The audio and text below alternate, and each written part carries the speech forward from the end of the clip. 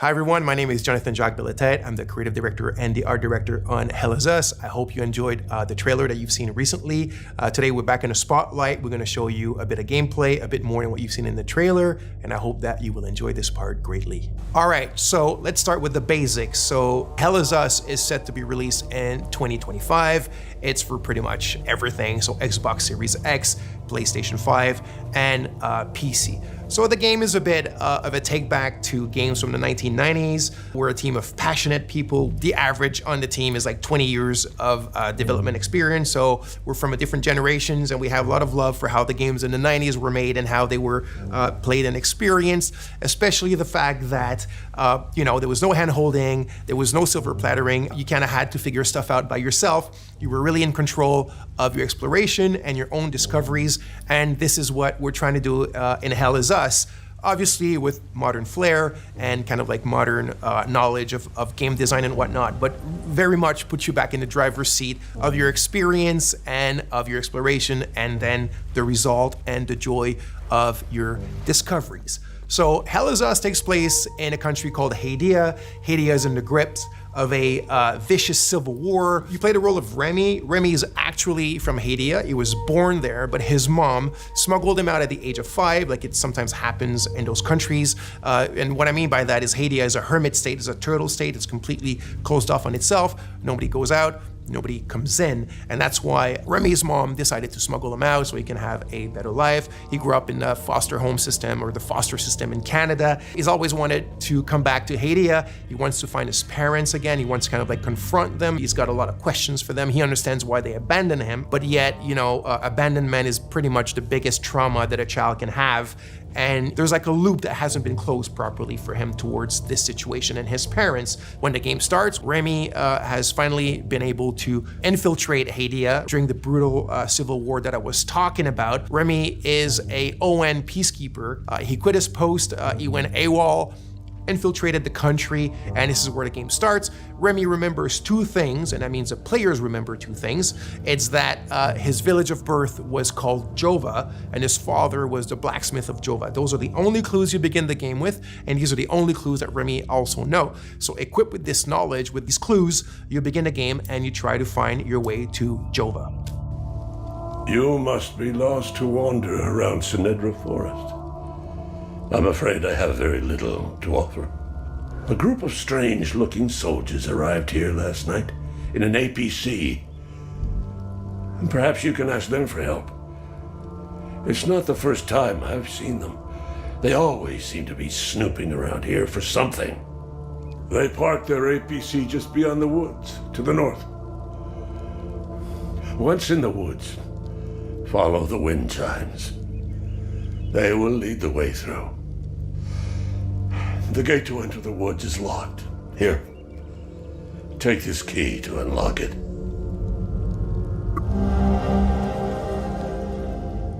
Okay, so let's talk about this design philosophy that I've mentioned earlier, which is, I said the word silver plattering, is something that I had been thinking about for quite a few years, and the team as well, which is, if you look at modern day or contemporary adventure games and RPGs, pretty much everything is given to you on a silver platter. What I mean by that is when you explore, everything appears in front of you. You have your compass on top of you that's like a sixth sense, like a magical sense that detects, all the caves and all the cool stuff around you and the towers and this and whatnot. It just appears magically. And you have your map, and you have your mini map, and you have your quest markers, and you have your objective markers, and you can drop your own markers, and you have your quest journals, and it just never ends. And if you think about it, what happens with that is that you're not truly exploring. You're just kind of like flying by wire, and when you find something, it's not really your discovery. It was kind of handed to you on a silver platter. So what you're looking at now is we're having a discussion with a bloke named Ernest Cadell. He's telling us certain information, and then he tells us it's quite far. You need to hitch a ride.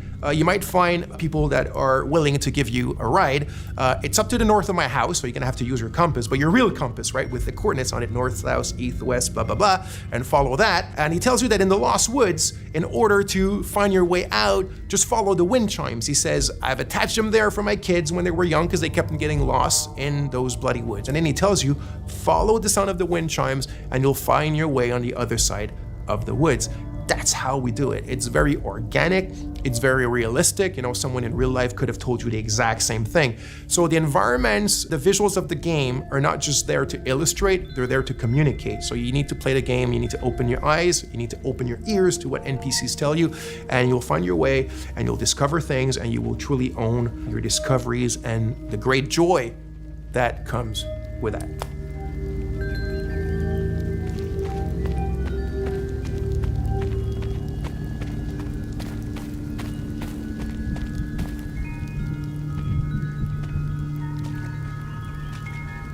So here's another scene or another section that could be considered part of our player plattering philosophy. So here's a puzzle, and there's obviously a solution to the puzzle, but nothing eventually is going to tell you, you know, if the player ends up kind of like taking a bit of time to find a solution.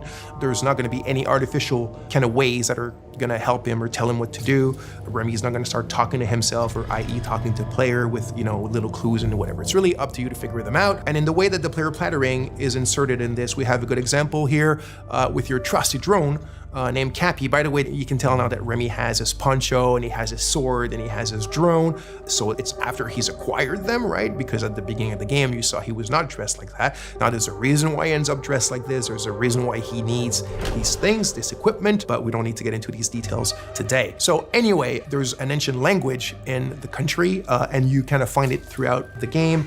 And the drone has a software, one of his many softwares, and this specific one can translate the ancient language. So this puzzle, the way that it works, you need to kind of like explore and observe your environment around this specific puzzle in order to find the clues on how to solve it. You need the drone, your trusty Cappy, his name is Cappy, also there's something behind that, of course, and you translate those old texts. It gives you little passages of a poem or a psalm or something like that.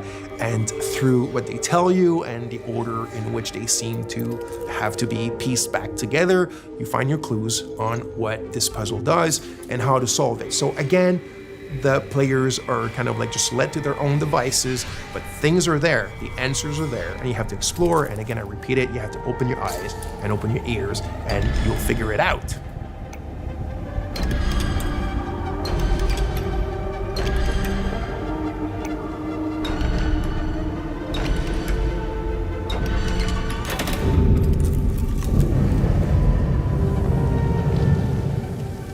So by now, you've seen a lot of what I guess is like exploration and looking around and talking to people and doing puzzles and all that kind of sweet stuff. But if you've seen the trailer, you of course notice that there's another big aspect to the game, which is third-person melee combat. So we like to say that the game is 50% exploration and 50% combat. The game is not at all only about combat, and it's definitely not at all just walking around and figuring stuff out. It's the combination of both, and we also think that the way that we've combined them is quite refreshing and quite unique in Hell Is Us. So, like I said, combat is an integral part of the game. I do want to emphasize now that we're not a Souls-like game. The game is a lot more mid-core. It's have fun, get in it, and hack and slash. It doesn't mean it's easy. It's not overly hard. There's a learning curve. There's subtleties. There's little things that we've invented just for the flair and the flavor of Hell Is Us. It's very crunchy. I think the friction is pretty good, and I hope you'll enjoy it. So there's a wide variety of enemies in the game. So we have kind of like the more common enemy type, which we call the Hollow Walker. So it's these kind of humanoid, bipedal, white enemies that you can see here with the holes in their faces and their chests and whatnot. So obviously there's a reason why they're called Hollow Walkers, and there's different types of them and different kind of tiers of strength and powers. But when you're facing pretty much the biggest threats in the game, it's what we call like a dual entity. So it's like a Hollow Walker has a haze inside of it. So it's when the haze is present. I'm not going to get into the details right away of what the haze represents. It's all part of the lore and what you will figure out in the game. But when you're facing a combo like these dual entities, and it can go to like 3 of them, 4 of them, there's the herders, there's the fervents, and different types like that. But that's when you really need to master the combat system. That's when you start having to use all the tools and techniques at your disposal. The drone has tons of skills to upgrade it, and the drone is very much your little sidekick to help you in fighting multiple enemies at a time. He's not a sidekick in the sense where he talks and he has an AI. He's very much a drone that has its own protocol to do this crowd management during the combat. So you have your different weapons, you have your limbic skills, attack to weapons, which is basically you consider as your magic, even though in the game it's not considered magic, there's kind of like a scientific base to them. But that's when you really need to master all the little subtleties of the combat system, use all the tools in your arsenal and at your disposition, and get in the melee with these kind of dual or triple or quadruple entities and being able to manage them and be victorious. So like I mentioned, here specifically, you can see a combat against a limbic entity that has multiple hazes attached to the Hollow Walker. That's when it gets really complex, it gets very overwhelming because you're alone, but you got your trusty little Cappy. So you need to use its skill. So for example, Cappy has a skill where you can distract an entity, either a haze or a Hollow Walker. You can use the forward charge, which is one of my favorite. You also have the Typhoon. You have the super dash skill, which is another one of my favorites. So you can start dashing sideways, forward, backwards, really, really fast. It gives you like this Japanese action game style. And then you also have your limbic skill. So you need to find the glyphs in the game and you need to attach them to your weapons. And this is when you start getting powers that come from these weapons that allow you to take care of these enemies in much more powerful and kind of like impressive ways. That's when the VFX and the sound effects all come together and give you this combat bang that we all like and love.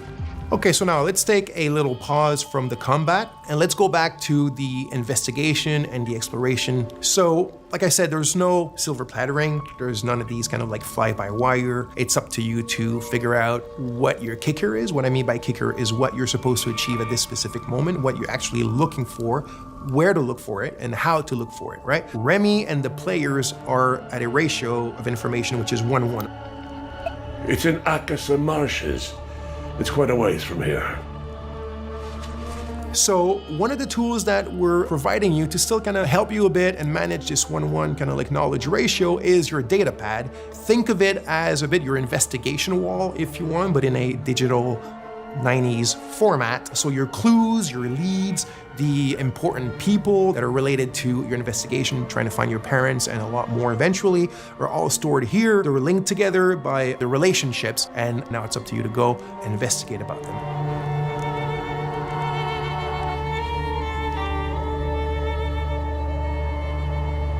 So as you can see here, some of the areas can be quite wide opened. This one here called the Casa Marshes is one of the bigger ones.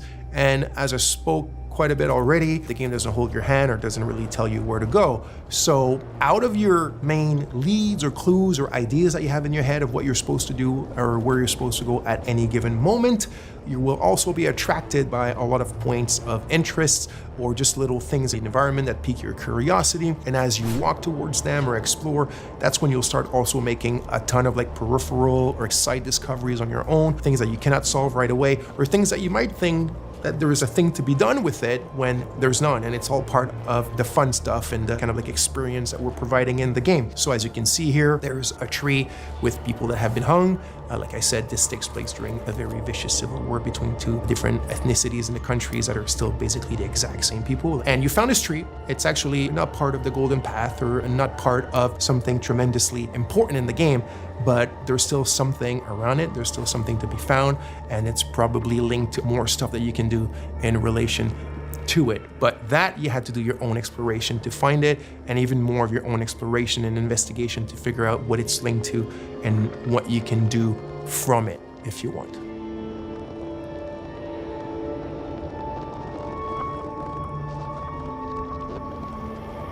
So here we are in a dungeon in the game. So yes, the game has dungeons. This was really important to us. Like I said at the beginning, there's a bit of a love letter to games from the 90s, but one of the challenges was the game takes place in a contemporary setting. The game takes place in 1993, and yet we still wanted dungeons in the game, and I didn't want the dungeons to take place in an abandoned metro station or, you know, in an abandoned factory because it's the modern era. I still wanted the dungeons to be very ancient things, and this brings us to another really important aspect of the game, or one of the very important themes of the game, which is history, historicity, deep history, so history that goes even before history. So there's a lot of mysteries and a lot of lore, and the origin of what's going on in the country and the link to the Civil War is all tied to that deep history and also what has happened since. I won't get into too much details because that will be part of another video for you guys, but you can see a bit of it here, and it shows you the varied palettes and moods and atmospheres that we have in the game, which also I think is something quite interesting and unique that we're doing in Hell Is Us.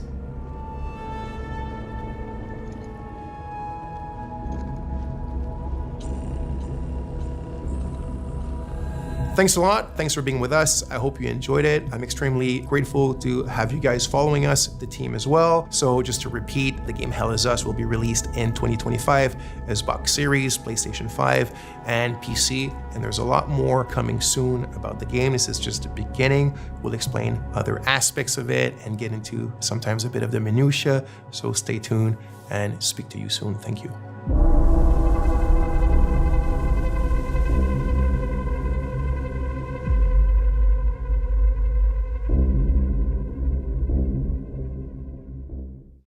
PlayStation